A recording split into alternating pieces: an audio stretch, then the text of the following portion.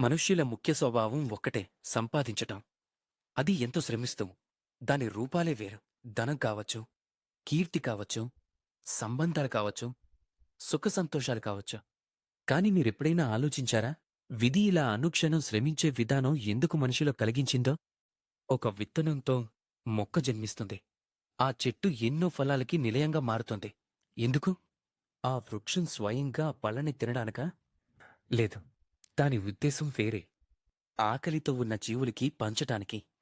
మీరు సందేహించొచ్చు ఇందులో చెట్టుకున్న లాభం ఏమిటా అని. లాభం ఉంది.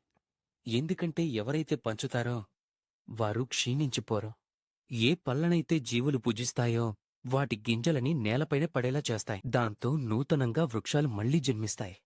వాటి జాతి, వాటి గుణాలు, వాటి స్వభావం అమరం అయిపోతాయి.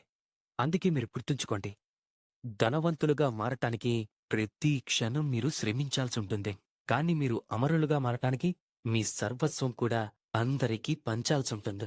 రాధా కృష్ణన్.